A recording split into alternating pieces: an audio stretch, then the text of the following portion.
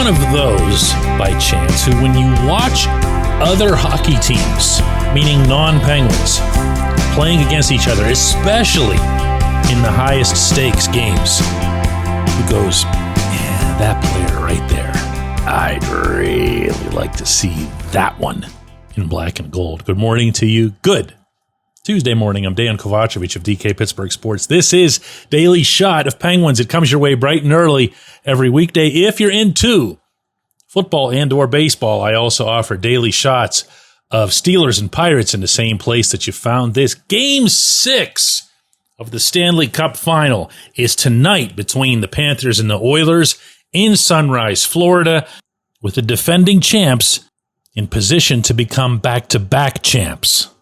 And to think about how Florida is on that cusp again doesn't require a whole lot of creative thought. Because on one side of the bracket, you can see that Connor McDavid has 33 points. Leon Draisaitl has 33 points. The highest scorer on the Panthers in these playoffs. It's a tie between Sam Bennett and Matthew Tkachuk at 22 each. A point a game. 22 points in 22 games for each of them. Not bad. Hardly superstar stuff, right? But here's where the Panthers' tale really gets told. Because right under that are Brad Marchand, Alexander Barkov, and Carter Verhaeghe, all with 20 points each. Then Sam Reinhart with 19. Then Eetu Luostarinen with 18. Then Anton Lundell with 17. Evan Rodriguez with 15. This is who they are. This is the kind of balance that every team should dream of up front. And by the way, everybody I just mentioned was up front. The highest scoring defensemen, plural, Nate Schmidt and Aaron Ekblad with 12 points each. So I guess the real answer, if I was going to be lazy about this exercise as to who I'd want to pluck from the Panthers roster, is yes to all of them and to everything that they have and they enjoy together as a group. And from there, along the same lines of being lazy, anybody could say, oh, it'd be fantastic to have Bennett in the playoffs. I mean, he's just a dream playoff performer. Scores at a much higher level in the postseason than he does in the regular season. He's been doing that forever. Everyone would love to have a Tkachuk, either Tkachuk. Everyone would love to have Barkov, world-class, two-way, elite in every way center. I'm going to go for some smaller stuff, and these are genuinely things that cross my mind as they'd happen in games. I would love for the Penguins to somehow magically find their own Gustav Forsling. Obviously not for the offense. Goal and 4 assists through 22 games. But all he does is take care of the puck, both in winning it back and then from there moving it up ice. His breakouts specifically are the reason that I mentioned this. On another team, let's say one that doesn't rely as much on the forecheck to generate offense, meaning the Panthers don't really care how they get the puck through the neutral zone. They're going to get it down there. They're going to get it behind your D, and then they're going to pound you. So on another team, Forsling would actually be getting assists off the rush, and he would be getting assists in Pittsburgh off the rush, certainly when playing behind the first couple of lines. But down in Sunrise, what it means to the Panthers is that everything about Forsling and who he is about the puck. Getting the puck, skating with the puck, and then making sure that the puck stays secure by making that excellent first pass. And his first passes are so good. In parentheses, I'm leaving out here that the Penguins just generally need a lot of left-handed defensemen, okay? End parentheses. I'm going to throw another one at you, also from the lower depths of the scoring list.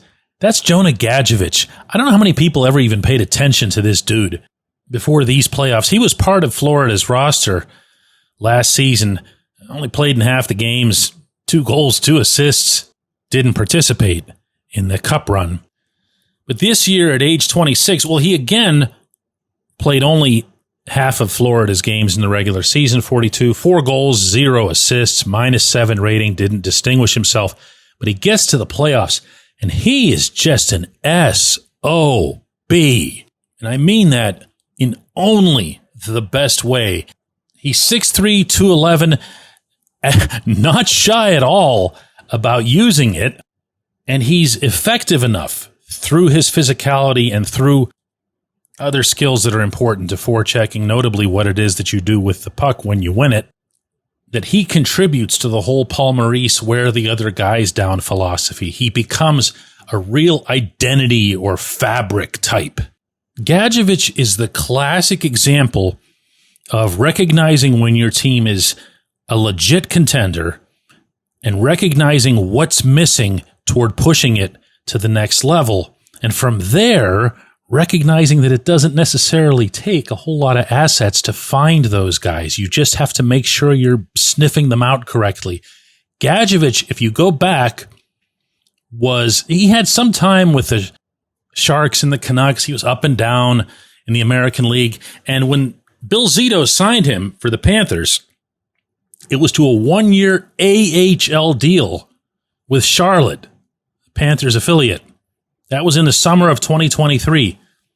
Gadjevich goes to the Panthers training camp, gets a 1-year NHL contract, does his thing, as I mentioned, for half of the regular season, gets signed to a 2-year extension because they liked what they saw. Still wasn't good enough to be part of that playoff run. And now you can't take your eyes off him. I don't know who that is or who that might be in the Penguins world, or if that player's even here yet. But that alone should have Kyle Dubas and staff making sure that they're never just prioritizing points. The last guy I'm going to mention, he's anything but the bottom of the lists, is Sam Reinhart. And here's why. It's because as much as these other things are fun to pick apart, the objective of the game remains to score more goals than the other guys. And scoring goals is the most coveted skill and will always be the most coveted skill. I don't know that anybody foresaw that Reinhart was going to become a 60-goal guy, or 57, as the case was last season. But very good scorers can become great scorers when they go to much better teams. Reinhart, unfortunately for him, wasted 6 years of his career in Buffalo. And in that time, he would score, going year by year, 23, 17, 25, 22, 22, and 25 goals before he was told by the Sabres management they were going to be going through their $5 billion rebuild, and he said, "That's enough, get me out of here." Buffalo management listened to him, traded him to Florida for a first-round pick and a goaltender named Devon Levi, who I've never even heard of. Reinhart goes to the Panthers. He's playing with Sasha Barkov and other great players, and what do you know? His goal totals go to 33, 31, 57, and 39. So my point here is never take for granted the scorers you have.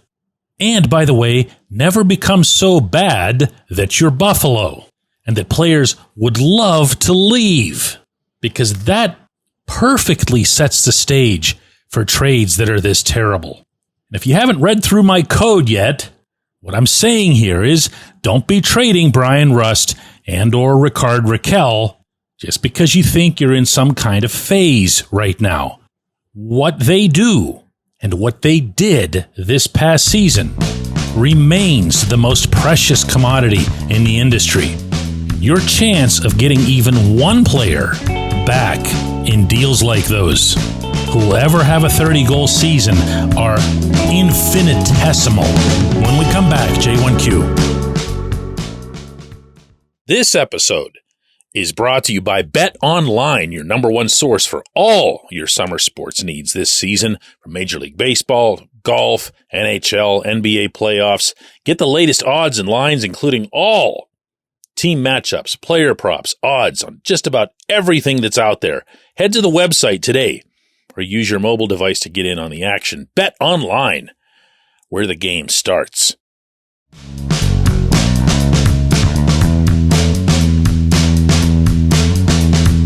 Today's J1Q comes from a man, Tim Bunner, who says, DK, I thought this was Daily Shot of Penguins, not Daily Shot of Panthers/Oilers. And he says, just kidding. Normally, I don't bother watching playoffs, he writes, or championships.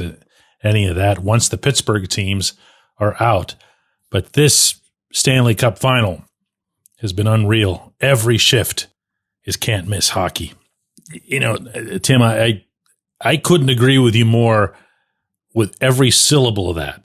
And one of the things that I've always loved most about hockey is that it's all one community in its own weird way. Sure, there are bitter rivals and there's one team that means more to everybody than all the rest of the teams. But this sport, more than any other that I cover, leads itself to the same conclusion, and it does so with such a big percentage of its collective audience at hand. Now, anyone can have their own theory as to why. Mine is that everything we see, experience, and talk about along the way, all of it leads to that cup being lifted. I had some other listeners, and not joking like you, Tim, who were like, hey, can we talk about the NHL draft or free agency or something? No. This is the event. This is the point. This is where it all goes. I can see some of the event through the perspective of a Pittsburgher or somebody who covers the Penguins, but you'd better believe I'm not taking my eyes off the event. Let me ask you a question. Even just if you're the most diehard hockey fan and doesn't follow anything else, when you see a team win the Super Bowl, do you feel really obliged to wait and see the presentation of the Lombardi Trophy, which, by the way, goes from like one of the network announcers to the franchise's owner, which is really awkward?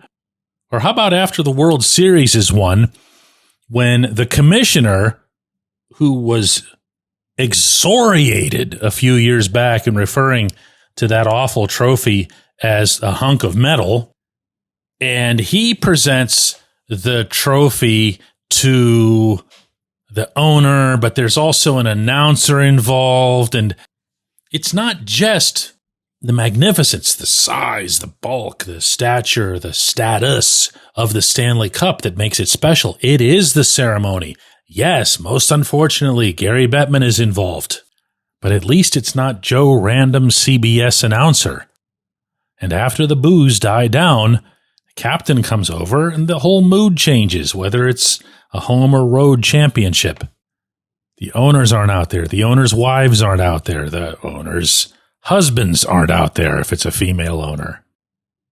Coach isn't there. It's just the captain of the winning team.